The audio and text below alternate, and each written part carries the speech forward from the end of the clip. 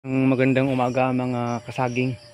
Ngayong umaga po ay dito po tayo sa ating Old Lakatan Plantation na nag-rehab tayo dati.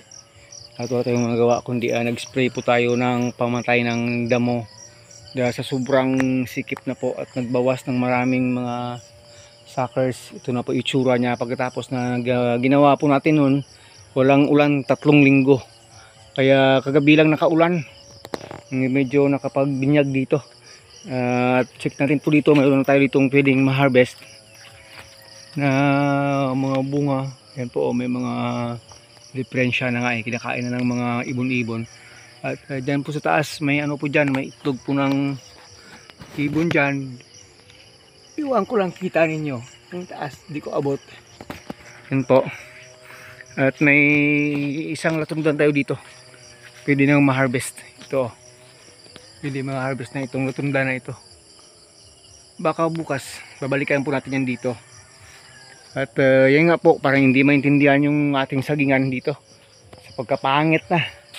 Pero ginagawa lang natin na malinisan at saka mabawasan yung mga may tama na talaga ng banchitap. Highly contaminated na po itong area na ito. Sabi ko nga sana ay stop na muna yung saging. Pero nasasayangan po ako ng spaces, kaya kahit paminsan-minsan pinupuntahan po natin yan dito once a week. Nag-replant po tayo ng traditional way yan dito na walang putol-putol ng corm. Ito yung itsura after 2 weeks 3 weeks kakalabas lang ng bagong usbong ang bagal po talaga. Yan po yung nakita nating diferensya. Yung ito pwede na rin itong ma-harvest kahit na maliit lang, kasi napakamahal po ng saging dito sa amin sa ngayon.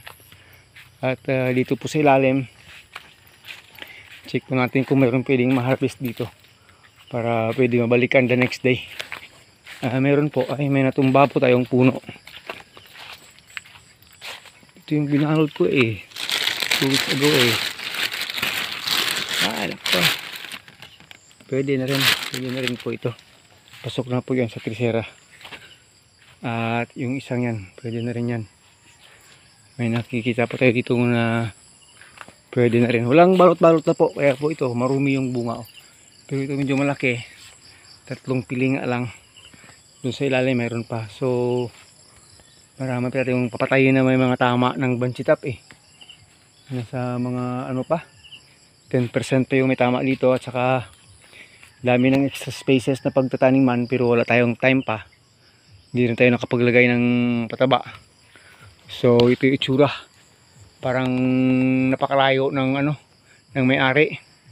Taga Iloilo parang pumunta ng Mindanao at nagbakasyon ng isang buwan doon bago binalikan. Kaya ito yung itsura ng ating taniman dito. Lalo na po ngayon umulan na naman, tumira na naman yung sigatoka, kaya maglilinis tayo dito. Maybe the other day, ito malaki yung puno, napakatangkal ito. At malamang pag nagbunga yan malaki, malapit sigurong lumabas yan. Yan, hintayin natin. Tsaka ito yung mga bagong tanim, bago lang siguro makapag-recover ng mga roots nito, kaya ito itsura Hindi po kaya doon sa bagong area natin na talagang lahat putol yung corm, maganda yung itsura, sabay-sabay lumaki. May dito na rin sa dulo na pwede na rin maisabay sa harvesting next. Ito pwede na po ito, pasok po ito sa trisera. Yan po mga kagri. At may malaking mushroom na tubo dito, napakalaking mushroom, edible po yan. Ito yung sa mga sagingan, kung marami sana iuwi ko yan. Pero kung yan ang nag-iisa, hinayaan ko lang yan, binibigay na lang natin sa gustong kumain pag nakadaan po dito sa ating taniman. So yun po, update lang po dito yan. Kakalabas lang ng mga bagong usbong. Hindi pa ito sure kung mga magaganda ito, kasi dahil contaminated dito na rin tayo kumukuha ng pantanim. Yung pinipilit na lang natin yung walang mga tama ng banchitap at saka mga sakit. At saka nagre-replace po dito, kaya hindi po tayo na rin sure. Pag may tama pa rin, ayan, replant pa rin ang replant. Lalo na itong hybrid nating katundan, ito po. Mas maganda na ito na lang yung padamihin natin. Ito maganda itong sucker na ito, walang sakit. Siguro next time ay pwede tayong kumuha dyan para mapag-transfer dito sa kabila. So ito, mga bagong transfer, bago na rin na ulan na ng medyo okay kaya yan. So yun mga ka-agri, mayroon pa isa dito, pwede na rin ito ma-harvest.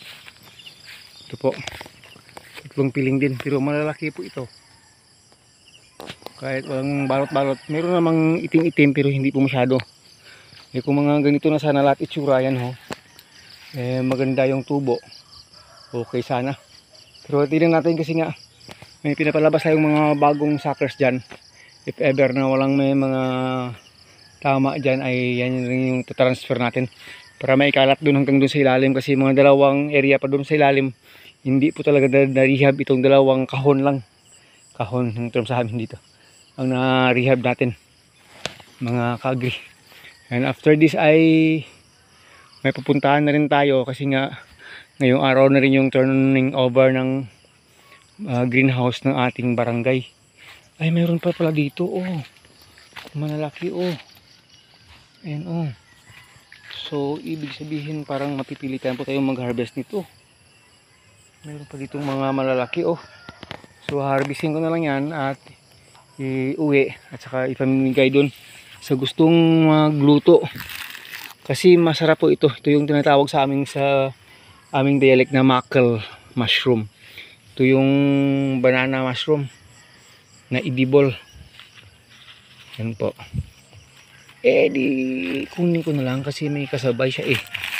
Kung yun ang sanang mag-isa, walang kasabay, parang walang masyadong ano. Dahil ito ay may kasabay, yan. Marami-rami. Kahit igisa mo lang with one egg, ay okay na. Ay meron pa pala talaga dito, oh, hindi ko lang nakita, oh. Ito, oh, lalaki na, oh. Oh. So yun, hindi maghahanap na, maghunting na lang talaga tayo ngayon ng ano, ng mushroom at iuwi. Sayang kasi pag daming mga bagong sibol dito, oh. Oh, yun pala, oh. Dami pala, oh. Dito sa loob, oh, meron.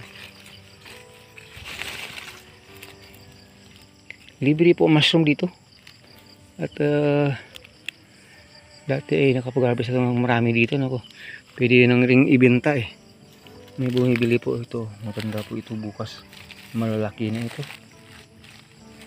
Pag ganito. Ay, wala natin dalang plastic. Sarap yan. Saan ba kanya yung isang malaki na nakita ko? Ganda doon sa kabila. Ito po, wala pa siyang kasama. Ito yung naunang nakita natin kanina, oh. Masyadong malaki, oh. Yan. Ayan. Wow. Masyadong malaki. So therefore maghahanap na lang tayo muna dito ng mushroom habang may time pa.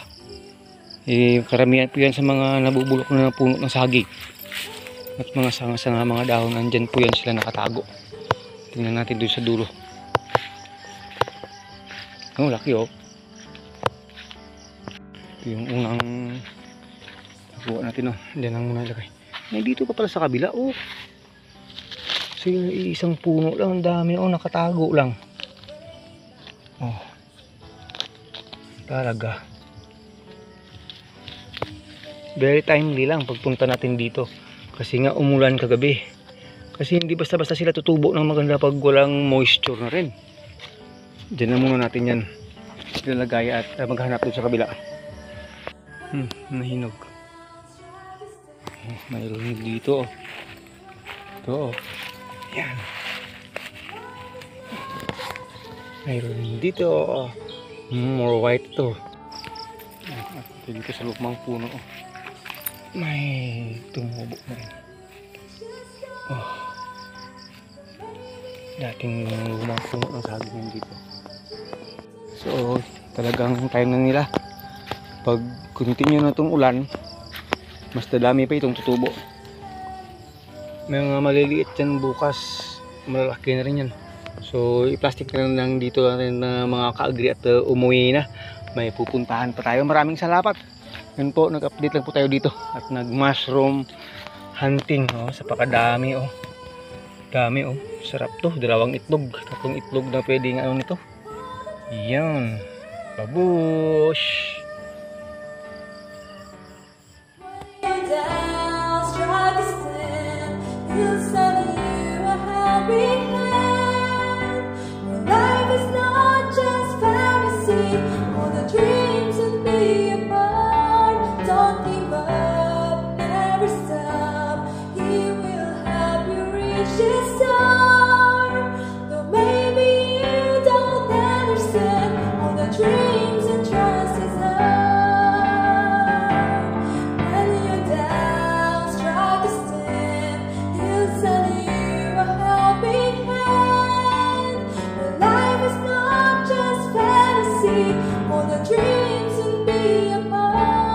Don't give up, never stop.